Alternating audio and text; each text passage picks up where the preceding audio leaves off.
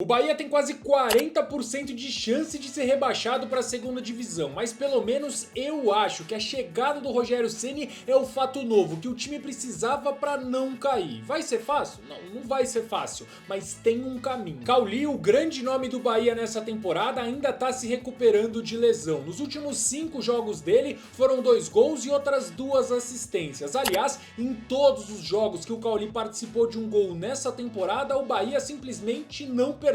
Foram 9 vitórias e outros 2 empates. E tem alguns jogos bem importantes aí nesse meio. Confrontos diretos contra América Mineiro, Santos e o Curitiba. Ele deve perder no mínimo os próximos 3 ou 4 jogos, então o Rogério Ceni precisa de qualquer jeito encontrar um substituto para o Cauli. O Luciano Juba acabou de chegar do Sport e me parece uma ótima opção. Ele fez 4 minutinhos contra o Vasco e não deu para ver muito bem o que ele pode oferecer, mas a gente sabe que no futebol brasileiro ele é o jogador com mais participação em gols nessa temporada. Foram 38 em 53 jogos e exatamente por isso que eu tenho uma grande expectativa em cima dele. O Biel foi testado na vaga do Cauli pelo Renato Paiva, mas pelo menos na minha opinião, o grande desafio do Rogério Ceni envolvendo o Biel é recuperar o bom futebol que ele mesmo já apresentou nessa temporada. Com ele em campo, o Bahia já conquistou 52 pontos em 2023 e o Biel foi responsável por 27 deles, seja com gol ou uma assistência. É o camisa 10 que joga a bola, ele já marcou 8 vezes e serviu 6 vezes os seus companheiros só nessa temporada. Enquanto ele estava lesionado, o Bahia enfrentou uma sequência de 8 jogos sem uma mísera vitória, um aproveitamento